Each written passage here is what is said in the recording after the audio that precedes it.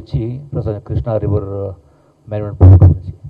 So బేసిక్గా ఇప్పుడు ఎందుకు ఆంధ్రప్రదేశ్ ప్రభుత్వం నీటి ఎద్దడున్న సందర్భంలో కూడా ఒకవైపున వ్యవసాయానికి, ఒకవైపున రైతులు ఇబ్బంది పడుతూ ఉంటే పంట రెండు పేపర్స్ వచ్చినప్పుడు, రెండవది తాగునీటి అవసరం ఉన్నప్పుడు అయినా కూడా కరెంట్ ఉత్పత్తి చేస్తూ ఉన్నారంటే దీనికి ప్రధాన కారణం అలుసు.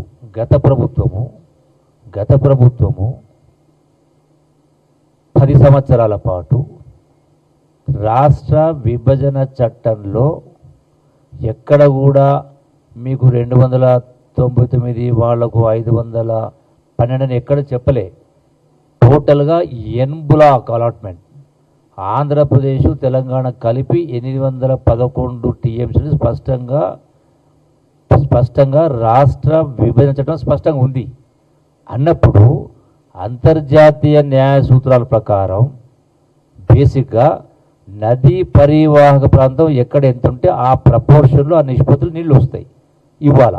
అంటే 69% తెలంగాణ రాష్ట్రంలో కృష్ణా నీటి పరివాహక ప్రాంతం ఉంది కాబట్టి మిగతా 31% ఆంధ్రలో ఉంది కాబట్టి 69% 31% తీసుకోవాలా. ఎప్పుడైతే రాష్ట్ర ప్రభుత్వ విభజనలో స్పష్టంగా ఉన్నప్పుడు గత ప్రభుత్వం 10 సంవత్సరాల పాటు వీళ్ళు 299కి సంతకాలు పెట్టిండ్రు. ఆనాడున్న కేసీఆర్ కానీ, ఆనాడున్న ఇరిగేషన్ మంత్రి కానీ స్పష్టంగా 10 సంవత్సరాల పాటు అంటే లేని హక్కును వాళ్ళకు కల్పించేటువంటి ప్రయత్నం చేసిండ్రు. అంటే ఎందుకు సరెండర్ అయ్యారు అంటే వాళ్లకు ఆ చిత్తశుద్ధి లేక, మనకి ఎప్పుడైతే రైట్ వాళ్ళకు రాష్ట్రం ఏర్పడక ముందు వేరు, రాష్ట్రం ఏర్పడిన తర్వాత అంత స్పష్టంగా కేంద్ర ప్రభుత్వం పార్లమెంట్లో బిల్లు పాస్ అయిన తర్వాత ఎన్బ్లాగా మొత్తాన్ని కలిపి 2 రాష్ట్రాలకు కలిపి 811 టీమ్స్ని ఇచ్చినప్పుడు మేము 299 తీసుకుంటూ వీళ్ళు సంతకాలు ఎందుకు పెట్టిండ్రు 10 సంవత్సరాల పాటు? అంటే అదే అలసైంది. అందుకనే ఇప్పుడు నీళ్ళు అవసరం ఉన్నా కూడా వాళ్ళ అవసరాల కోసం కరెంటు జనరేట్ ఒకవైపున రైతుల పంట పొలాలు ఎండబెడుతూ తాగునీటి అవసరాలు చూసుకోకుండా ఇష్టారాజ్యంగా చేస్తూ ఉన్నప్పుడు మేము ఈ యొక్క నిర్ణయం తీసుకోవాల్సి వచ్చింది అంతిమంగా. సో కాబట్టి సరే సంతోషం, ఈ ధర్నా చేస్తారు, రైతులందరూ ఆ డ్యామ్ కార్డ్ బ్రిడ్జ్ కార్డుకు వస్తారు, ఇబ్బందులు పెడతారని చెప్పినటువంటి ఉద్దేశంతో ఆ వార్త చేసినప్పుడు బడ్జెట్ జరిగింది. భవిష్యత్తులో ఇటువంటి వాటికి మీరు ఒడిగట్టవద్దు. ఎందుకంటే ఇప్పుడు బాధ్యత ఉన్నటువంటి వాళ్ళు ఏ రాష్ట్రంలో సంతోషం ఉండదు, బట్ దానికి చట్టాలు ఉన్నాయి, లెక్కలు ఉన్నాయి, పద్ధతులు ఉన్నాయి. సో దాన్ని దొంగతనంగా తీసుకోవాలని కర్మేం పట్టింది మీకు? రైట్ రాయాలిగా, చట్ట ప్రకారం తీసుకోవాలి. కానీ ఇది నథింగ్ బట్ థెఫ్టే కదా.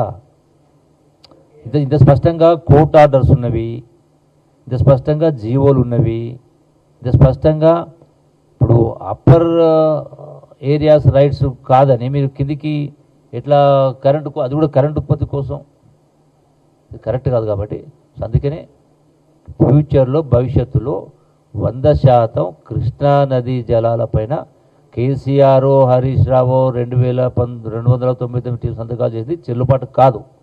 ఈ ప్రభుత్వం కాంగ్రెస్ ప్రభుత్వం రేవంత్ రెడ్డి ఆధ్వర్యాన, అట్లాగే ఇరిగేషన్ మంత్రి గారు ఉన్నారు, డిప్యూటీ సీఎం గారు. సో మా హక్కులను కాపాడుకోవడానికి మేము ఖచ్చితంగా ముందుంటాం.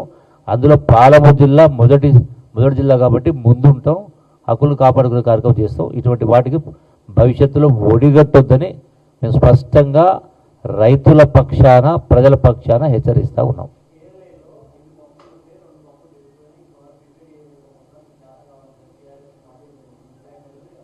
ఇప్పుడు ఈ సబ్జెక్టు దీన్ని కన్ఫై చేద్దాం. మిగతా వాటి అంశాలకు వచ్చినప్పుడు ఎవరి వల్ల అయింది? అది ఎవరి వల్ల? ఇప్పుడు అక్కడ మిషన్ భగీరథ పంపులు ఉన్న కారణంగా వాటిని సరిచేయాలంటే వాళ్ళ ప్రభుత్వంలో ఉన్న 3 సంవత్సరాలు వాళ్ళు చేయలే.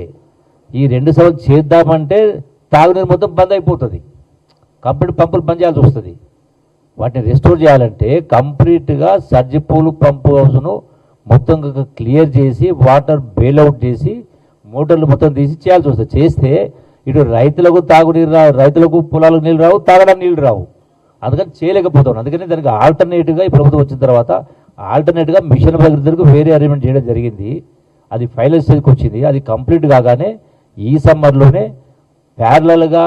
ప్యారలల్గా ఆ యొక్క పాలమూరు దాని ద్వారా, ఆ పంపుల ద్వారా నార్లాపూర్ రిజర్వాయర్ నింపి ఆ స్లూస్ ద్వారా ఏలూరుకు వాటర్ ఓపెన్గా బై గ్రావిటీ చేసిన తర్వాత అప్పుడు ఈ కలవకుర్తి మోటార్ల పంపుల వ్యవసాయానికి కానీ దాని అవసరం ఉండదు కాబట్టి దాన్ని ఈ సంవత్సరం రెస్టోర్ చేస్తాం, ఆప్షన్ లేక.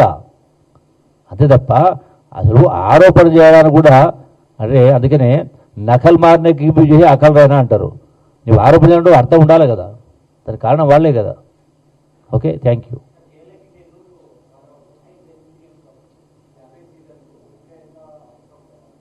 సో ఇప్పుడు యాజ్ ఇట్ ఈజ్గా 30 TMC ఉంది వాటర్, దానిలో డెడ్ స్టోరేజ్ పోతుంది. సో నెట్గా లైవ్లో ఉండేది హార్డ్లీ 10 TMC, దానిలో 7 TMC దగ్గర దగ్గర డ్రింకింగ్ వాటర్కే పోతుంది. ఇంకా వాటర్ ఎక్కడ ఉంది?